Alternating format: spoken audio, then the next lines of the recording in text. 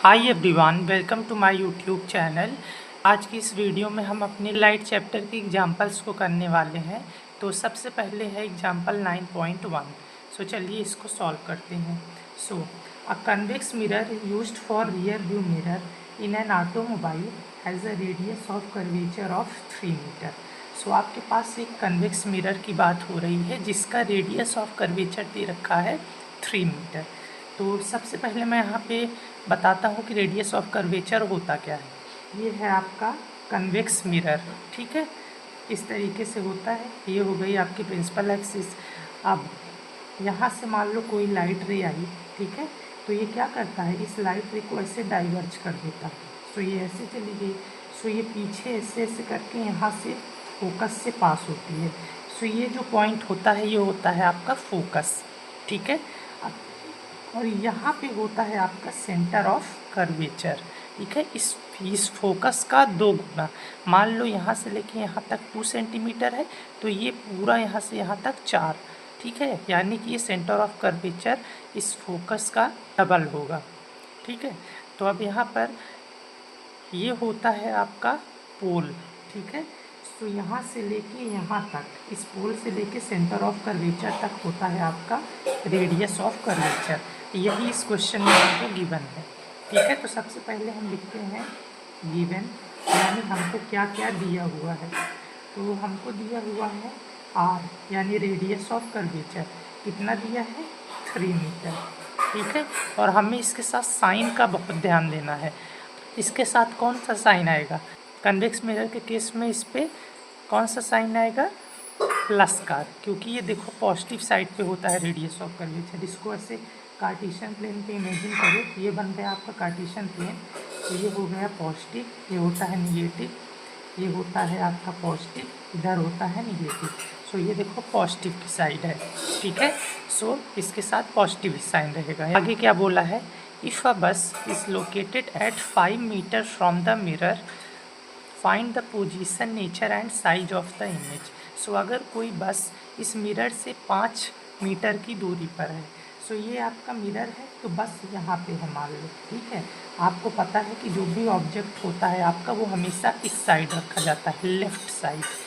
तो बस यहाँ पर लोकेटेड है 5 मीटर की दूरी पर। सो आपको यानी यू दे रखा है ऑब्जेक्ट डिस्टेंस। सो ये कितना है 5 मीटर, लेकिन ये देखो निगेटिव साइड पे है। आपका ऑब्जेक्ट हमेशा निगेटिव साइड पे रखा जाता है, चाहे मिरर हो चाहे लेंस हो। तो इसके साथ साइन आएगा निगेटिव का, ठीक है। आगे हमको इमेज की पोजीशन, नेचर और साइज फाइंड करना है। तो यहाँ पर देखिए आपको रेडियस ऑफ कर्वेचर दे रखा है, तो क्या आप इससे फोकल लेंथ निकाल पाओगे, बिल्कुल निकाल पाओगे। आपको पता है कि जो आपका रेडियस ऑफ कर्वेचर होता है तो फोकल लेंथ का डबल होता है। जैसे मैंने आपको यहाँ बताया, मान लो ये 2 है तो ये कितना हो जाएगा 4, यानी ये इसका डबल है। सो R इक्वल टू 2F, ठीक है। R आपको कितना दे रखा है 3 इक्वल टू 2F। अब इसको हम 3/2 कर देंगे तो आपका F आ जाएगा, ठीक है। तो आपका फोकल लेंथ कितना आ गया 3/2, ठीक है। अब आपके पास फोकल लेंथ है, U दे रखा है, सो हम V निकाल सकते हैं अपना मिरर फॉर्मूला यूज़ करके। ये क्या होता है 1/F is equal to 1/V plus 1/U। So 1/F यानी 1/F कितना दे रखा है 3/2। सो 1/3/2 इक्वल टू 1/V हमको दे नहीं रखा प्लस 1/U। U कितना है -5, ठीक है। सो अब इसको आगे ले जाते हैं, इसको हम यहाँ पे करते हैं। तो ये हो जाएगा, देखो 1/3/2 है। अगर जब आपके पास फ्रैक्शन के नीचे फ्रैक्शन होता है तो नीचे वाले का हम रेसिप्रोकल कर देते हैं, मतलब इसको उल्टा कर देते हैं। तो ये 3/2 है, सो ये हो जाएगा 2/3 इक्वल टू 1/V और प्लस माइनस -1/5, ठीक है। अब देखिए यहाँ पर ये इधर माइनस हो रहा है, उधर भेज देते हैं प्लस हो जाएगा। So 1/V is equal to 2/3 plus 1/5, ठीक है। सो ये हो जाएगा 1/V इज इक्वल टू 3 और 5 कैल्शियम आएगा 15, 3 के टेबल में 15 कितने पे आता है, 5 पे, तो ऊपर 5 से मल्टीप्लाई करेंगे, 5 2 जा 10 प्लस 5 के टेबल में 15 कितने पे आता है, 3 पे, तो ऊपर 3 से मल्टीप्लाई करेंगे, तो ये हो जाएगा 1/b इज इक्वल टू 13/15। अगर हम b निकालेंगे तो ये क्या होगा, इसको उल्टा कर देंगे, ये हो जाएगा 15/13। ठीक है। अब जब आप इसको सॉल्व करोगे तो आपके पास क्या आएगा, 1.15।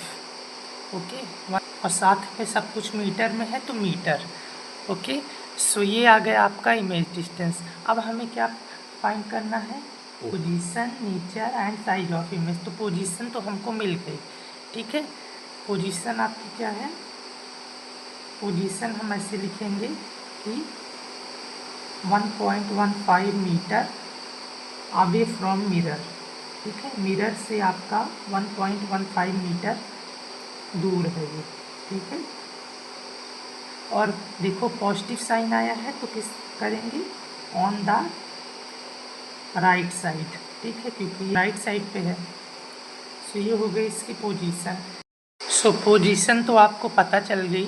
अब नेचर क्या है इसका, देखो ये पॉजिटिव साइड पे इमेज बनी है, होता है मिरर, तो इसके पॉजिटिव साइड इस साइड बनी है। अब जब भी मिरर की इस साइड इमेज बनती है तो वो कौन सी इमेज होती है, वर्चुअल। सो नेचर क्या होगा, वर्चुअल, और साथ में क्या होगा, इरेक्ट। ओके, अब हम साइज की बात करें तो अगर हमें साइज पता करना है तो उसके लिए हमें इसका मैग्नीफिकेशन निकालना पड़ेगा, क्योंकि मैग्नीफिकेशन से ही पता चलता है कि कितनी बड़ी इमेज बनी है कितनी छोटी। सो मैग्नीफिकेशन का फॉर्मूला क्या होता है, -v/u, या फिर होता है हाइट ऑफ इमेज अपॉन में हाइट ऑफ ऑब्जेक्ट। यहाँ पर हाइट ऑफ इमेज और ऑब्जेक्ट दे नहीं रखा तो इसको हम नहीं लेंगे, हम ये वाला यूज़ करेंगे। So m is equal to minus v कितना है 1.15, u आपका कितना दे रखा है -5, आपका मैग्नीफिकेशन आएगा 0.23, ठीक है। अब मैग्नीफिकेशन अगर 1 से छोटा आएगा तो आपको पता है आपकी इमेज कैसी होती है, डिमिनिश्ड बनती है। सो साइज क्या हो जाएगी, डिमिनिश्ड, ठीक है, इमेज छोटी बनती है। ओके, सो और यहाँ पे मैं आपको एक चीज़ और बता दूँ, यहाँ पे नेचर हमने ऐसे ही बता दिया था इसको देख करके कि ये पॉजिटिव साइड बनी है तो वर्चुअल है। आप चाहते तो मैग्नीफिकेशन के मदद से भी नेचर बता सकते थे। आपका मैग्नीफिकेशन पॉजिटिव आता तो आपका नेचर कैसा होगा, वर्चुअल एंड इरेक्ट। ओके, सो ये हो गया हमारा एग्जाम्पल 9.1। अब हम आते हैं अपने नेक्स्ट एग्जाम्पल पे। ओके, तो thank you so much for watching this video. अब मैं मिलूँगा आपसे नेक्स्ट वीडियो में।